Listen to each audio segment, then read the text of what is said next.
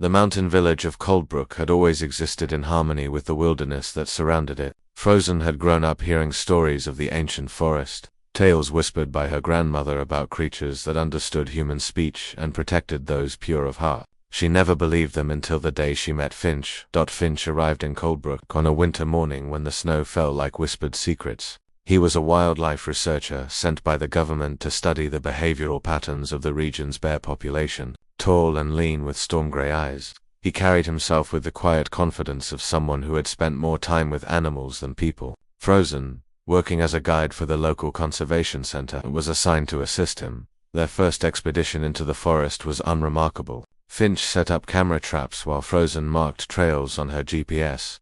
They spoke little, but there was an understanding between them, two souls who found more truth in the silence of trees than in the noise of civilization. It was on their third week together that everything changed. They had ventured deeper than usual, tracking a female bear that had been spotted with cubs. The conservation center wanted to ensure the family remained undisturbed by poachers, who occasionally braved the dangerous terrain for illegal game. Frozen led the way through a narrow ravine, her boots crunching against frozen moss. While Finch followed with his equipment, the attack came without warning.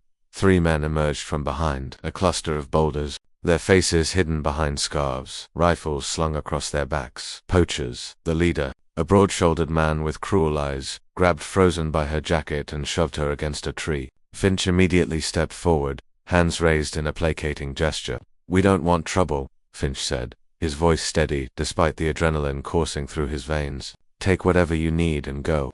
"Trouble found you," the leader growled. He gestured to his companions. "Tie them up. We can't have witnesses reporting our location." As rough hands grabbed at Frozen, she struggled instinctively. One of the men struck her across the face, and she tasted blood. "Please stop," she whispered, her voice breaking. The words barely left her lips when the forest erupted. A sound something between a roar and a crash shattered the winter silence. The poachers froze, their eyes widening in primal fear. From the tree line, a young bear cub burst forth, but it wasn't alone. Behind it, moving with terrifying purpose, was its mother, a massive grizzly, whose eyes locked onto the scene with lethal intelligence.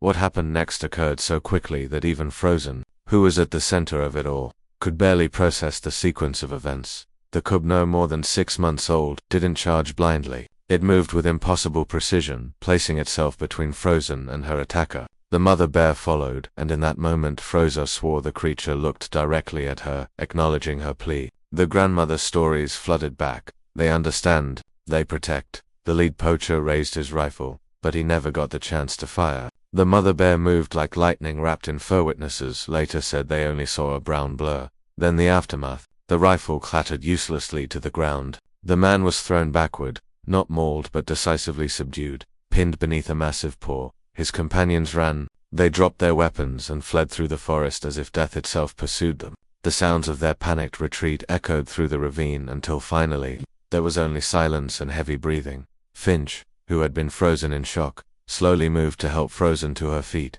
They stood together, watching as the mother bear released the poacher, bruised and terrified but alive. The man scrambled backward, then turned and ran, following his companions into the wilderness. The bear turned to face Frozen and Finch. For a long moment, human and animal simply regarded each other. The cub, still positioned protectively near Frozen, made a soft chirping sound. The mother huffed once, then gently nudged her cub with her nose.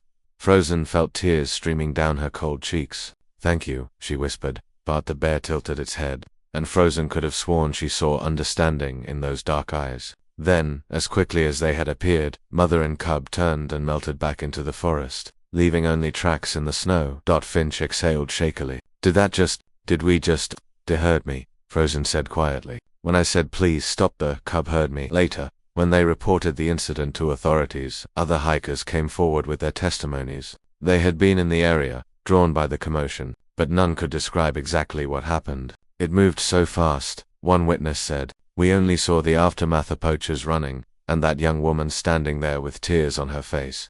The poachers were eventually caught, and their operation was dismantled. But Frozen and Finch never forgot that day. They continued their work together, and something deeper grew between them, a bond forged in that moment when the wilderness itself had intervened. Sometimes, when they returned to that ravine, they would find small signs, a tuft of fur caught on a branch, tracks in fresh snow, the distant sound of a cub's call. Frozen always left offerings, fish from the stream, and whispered her gratitude to the forest. Finch, the skeptical scientist, eventually had to acknowledge what his instruments could never measure, that some connections transcended species, that some debts were repaid in ways that defied explanation, and that in Coldbrook's ancient forest, the old stories held more truth than any research paper could contain.